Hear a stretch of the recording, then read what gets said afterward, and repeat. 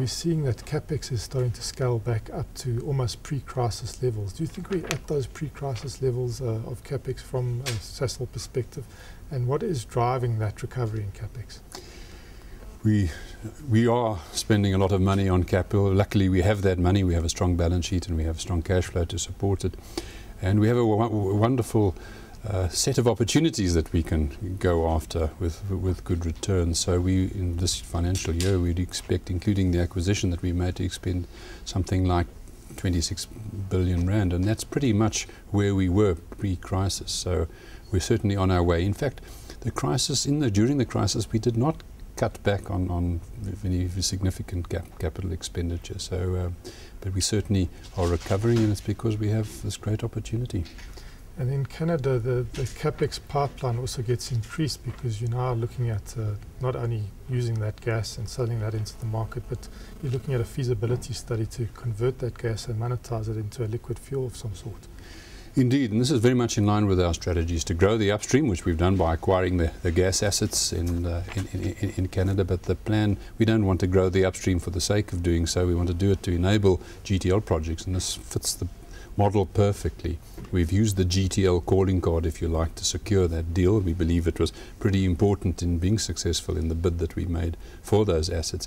And we plan to build, if the feasibility study is positive, we would build a 48,000 barrel a day plant as we see it at the moment. It may even be bigger, but that's what we have planned for at the moment. And there's a great market in North America for the very good, environmentally friendly products that we produce from our technology. And then your project pipeline and portfolio in South and Southern Africa is still pretty impressive. I think you remain one of the biggest investors. Do you still see this as still home base, as an important place to invest and continue to grow?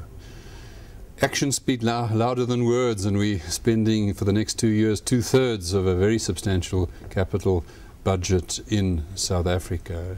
It is our home base. We domiciled here. We feel very much part of South Africa and plan to keep it that way.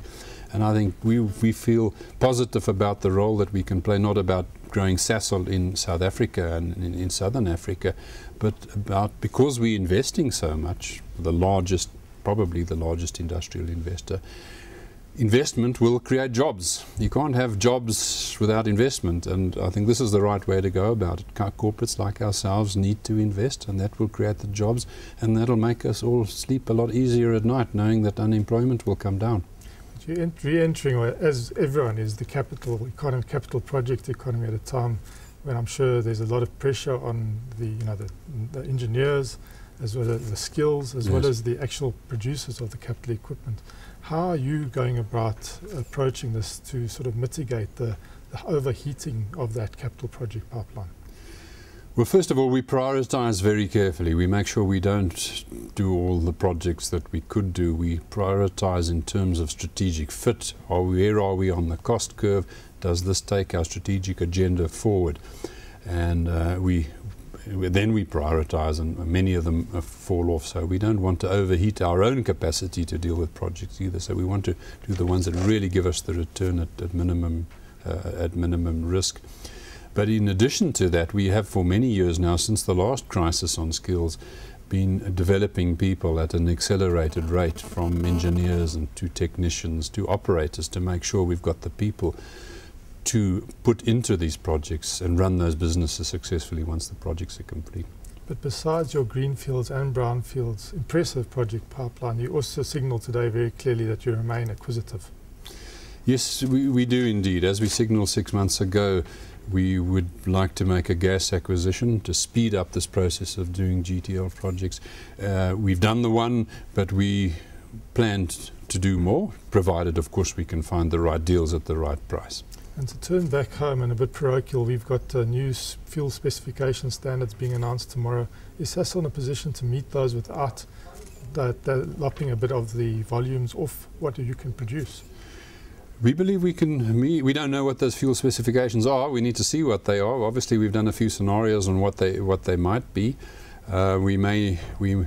We would certainly hope we would be given sufficient time to comply with those fuel specifications. This must be done in the country's interest. Jobs are important, so we've got to make sure we don't threaten any of the existing refineries. I believe, I'm speaking as a country now, by the imposition of specs that might be quite difficult to reach. As far as Sasol itself is concerned, we would have to spend money, clearly, to meet the new fuel specifications, whatever they are, and depending on what they are will depend on how much money we have to spend. But we're confident that we can meet them, as provided we're given a reasonable time frame. And then on the whole issue of security of supply, we're going to have a bit of a tight time in terms of logistical capacity over the next 2 years coming up from Durban. Do you feel that the country, again as a country perspective rather than purely as a Sasol perspective, has got its mind around sustaining security of supply during these logistical tightnesses? It's a very difficult question to answer, to speak on behalf of the entire industry, and I think you're correct to point out with the delay in the construction of the inland pipeline that has been announced by others. This is something of a concern. Fortunately, as far as Sasol is concerned, we have plans to expand Secunda. It won't sufficiently make up for the shortfall that would exist, so it's going to mean getting product in the inland region, and obviously if you can't do it by pipeline, if the pipeline is full until the new pipeline is commissioned, one will have to do this by road, and that's going to put pressure on our road system. But we believe it is surmountable with some difficulty, but it is surmountable. We remain committed to debottlenecking, optimizing both our crude refining facilities as well as Secunda producing synfuels to meet our customers' demands. And finally, on the bigger security of supply picture, that we've got a logistical bottleneck in the next 2 years, but potentially a product bottleneck because we don't know this fuel specification, we don't know what the investment is going to be required, whether there can be volume virtue built into that. And it could, we saw in the past where volumes actually decreased after the fuel upgrades. We're in a bit of a hiatus period as well in terms of Mfuta, as well as Project Matombo. Do you think as a country there's a concerted effort and a concerted plan to make sure we don't have product bottlenecks going into the future? I think the Department of Energy, from our discussions with them, are and as part of the integrated plan that they've been bringing to bear, I think they have their hands around this one. I think they understand the risks. But of course, it's going to be very much dependent on what these fuel specifications are. And as I said, in terms of volume shrinkage, we don't believe that's an issue with us this time, as it was on the previous occasion. You're quite right.